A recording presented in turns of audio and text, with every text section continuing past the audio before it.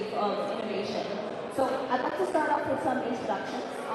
My name is Nikita Sachdev, and I'm the CEO of Mindo PR. We're a PR agency focused on Web3, emerging tech, and disruptive tech. So we started in crypto in 2017, and we've been diving into AI, robotics, and even space tech for the last 2 years. We're headquartered in Dubai with offices in London, New York, and maybe even we'll have our presence in Miami soon as well. So it's great to be here for the week of consensus. And Francis, I'm going to pass it over, Wayne, pass it over to you for introductions. Okay, thank you, Nikita. Thank you for having me. My name is Wayne Liu. I am the co-founder, president, and the chief growth officer of Perfect Corp. So Perfect Corp is an AI company. We started like 11 years ago. We went public a couple of years ago. So mainly serve all this interesting fashion and beauty industry with AI. And in my spare time, I also teach. I teach in the New York University about AI and entrepreneurship. Hi everybody, my name is Kelly Zhou. I am the CEO of AI for Purpose. So the purpose is for good purpose. If you want to have AI for anything for social good, connect with me. We are mainly based in New York City. So, and also mainly in the US. Thank you. Hello guys, my name is Alex Styhar. I am founder and chief unemployed at Mind AI. It's a tech platform that helps to scale user and revenue traction for fintech companies. Also, I'm founder with 2 exits. I live in San Francisco. I'm advisor and a partner with a few other big companies, some of them on Nasdaq. And I would be happy to talk with you guys. Great, fantastic set of panelists. I'd like to kick off with a very simple question. Just what is agentic commerce? Anyone? I can get started. I think this is the most intuitive thing for many of us, shopping. And I think AI for agentic, shopping, e-commerce could be, first of all, will be personal assistant. So precision targeting based on your, preferences. And then also could be, in terms of the whole infrastructure, because you're not shopping for yourself, you're shopping for your family. And the last part is sometimes if you make it so logical and turn into AI, automate the shopping experience, that takes the artistic side away. Since we are here in the design district, there's a really enjoyable experience just to browse and then find your favorite thing. So not just say, I want to get the task done. Maybe a lot of guys around Christmas time would love that. Yeah, so probably I get trained as an engineer. I have a PhD in the electrical engineer. So let me give you a very clear structure of the agentic commerce. 3 layers. First layers, you have to perception. You need to understand the user based on, maybe it's data, based on the behavior. First, perception, understand the user. Second, thinking, using sort of like a LLM and all kinds of trained AI engine to understand. And then the most important part here is take action. So they can start taking action. So perception, thinking, and action. So that's how I define the agentic AI.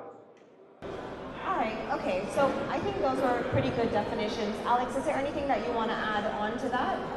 Hello, great answers. All right, great.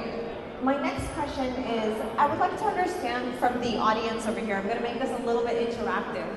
I wanted to know how many of you, raise your hands, would trust your AI agent to spend $1,000 on your behalf to buy something, to purchase something?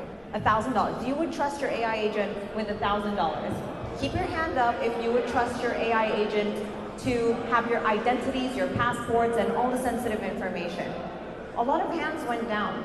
What needs to change to gain users' trust? So here we see the gap. Okay, so the gap. This is what we want to be. This is where we are now. So what happened to form this gap?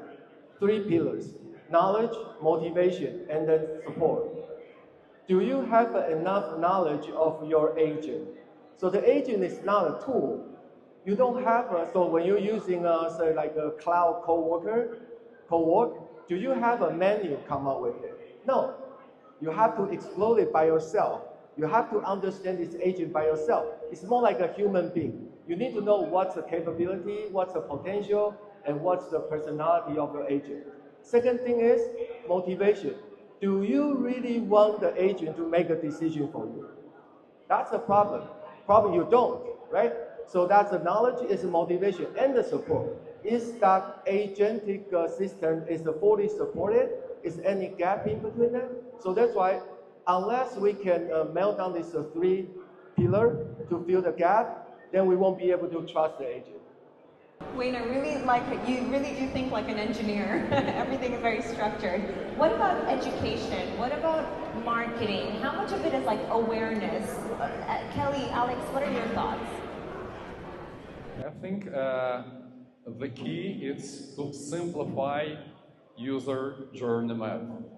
Because we need regular user and we need to simplify this way for them and make it more clear and safety. I think the main point right now, and the regulation, is one of the key points that right now discussed in Silicon Valley. That's very true. The user experience needs to be seamless and the security has to be there. Does regulation give security? Does regulation equal security? Or how do you define security? It's a good question. I think it's more something on government's level.